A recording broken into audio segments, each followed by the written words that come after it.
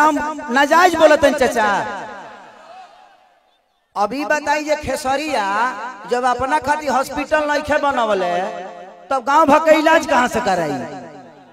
तो जब ये हमारे नेता अपना इलाज कराने के लिए एम्स में जाते हैं, हमारे नेता अपना इलाज कराने के लिए बॉम्बे जाते हैं, विदेश जाते हैं, तो ये बताइए जब ये अपने इलाज के लिए अस्पताल नहीं खुलवाए तो हमारे इलाज के लिए कहां से खुलवा पाएंगे?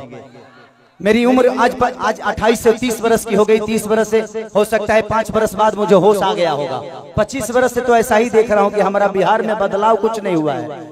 दारू बंद हुआ है तब वो मिलिए रहा है। इसमें दोष हम सरकार को नहीं देंगे, क्योंकि हमारे पास रोजी नहीं है। हम अपनी रोजी ढूंढते हैं, वो चाहे हमें नशा में मिले या बुराई करके मिले या किसी का मर्डर करके मिले। हमारे पास अगर रोजी होती, हमारे पास काम होता, हमारे पास किसी का विश्वास होता, तो शायद आज हम भी बेकार नहीं होते। किसी फैक्ट्री में अपने ही जिला में, अपने ही गृह जिला में, अपने ही घर में काम करते। तो जब इंसान बेकार होता है तो वो गलत काम करता है। तो गलत काम तभी होता है जब इंसान फुर्सत में होला। एक गलत काम हो टाइम ना मिले, सही बताओ, तार गेहूं के दमरी आई तो तू दूसरे के टिकोड़ा तुरे जीवो, तू अपन गेहूं दही बना।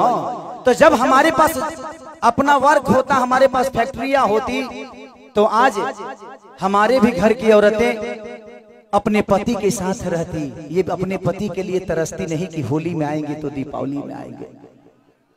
आज हम अपने बच्चों के साथ होली मनाते, दीपावली मनाते।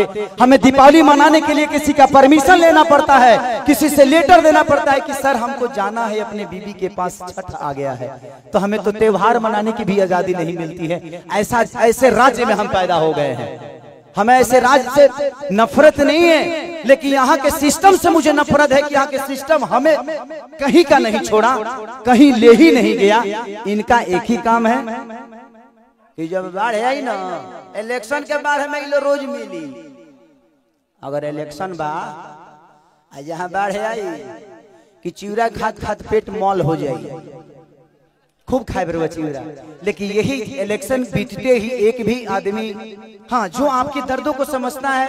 मैं किसी राजनेता पे उंगली नहीं उठा रहा हूँ, मैं सिस्टम पे बात कर रहा हूँ। आज अगर यहाँ फिल्म सिटी बन जाए तो मुझे लगता है कि खेसारी लाल यादव यूपी में शूट करने जाते हैं, वहां पे कम से कम 60 से 70 लाख रुपया भैया प्रोड्यूसर और डायरेक्टर यूपी सरकार को दे के आता है। वहां कम से कम 300 लोगों को रोज रोजी मिलेला। रोज कलाकार हो गया पैदा होले, रोज कलाकार काम करेले।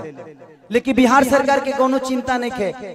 ये बताई खेसरिया चाहे जितना भी संपत्ति बनौले बा बॉम्बे में बनौले बा, अगर वह चीज बिहार में रही तो खेसरिया का सारा संपत्ति बिहार में रही ना, हम अपना परिवार के, अपना भाई लोगों के साथ रहते। तो हमके भी तकलीफ होला, हमके भी अच्छा ना लगे कि हम दूसरा शहर में जाके, दूसरा राज्य में जाके दुगो रोटी कमाता नहीं। हमके शर्म लागेला दूसरा के जगह काम करे में, लेकिन क्या करी? जब हमारे खेत बंजर हो जाए तो घर हर तो दूसरे के खेत में नहीं चलावे के पड़ी हमके। और हमारा खेत बंजर, हम किसान हो के भी इस खेत को आबाद नहीं कर पा रहे हैं, तो गलती हमारी है। गलती हमारी ये है कि हम जब इलेक्शन आता है तो खाली 2 फ्रूटी पिए लगे तो बटन दूसरा जगह चल जाता है। ये बताई खेसारी के बेटा बेटी है, खेसारी का लगे पैसा बा तो अमेरिका में पढ़ा दिए हैं, लेकिन सबका लगे सक्षम तो नहीं खे ना जब अपना बेटा बेटी का अमेरिका में पढ़ाई। तो बिहार में कितना लोग खेसारी बजी? एक गो ना, एक गो खेसरिया बा।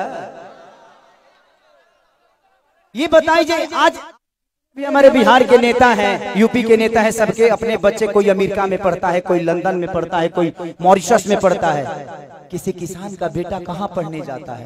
क्योंकि उसकी क्षमता नहीं है।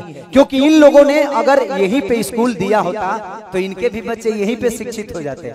लेकिन इन्होंने जब अपने बच्चे का भविष्य तय नहीं किया तो हमारे बच्चों का भविष्य तय कहाँ से कर पाएंगे? अब यह बताइए कि यूट्यूब पर डाल दी तो लोग कहिए खेसरिया राजनेता हो गए। अब हम अपन दुखों ना कह सकिले।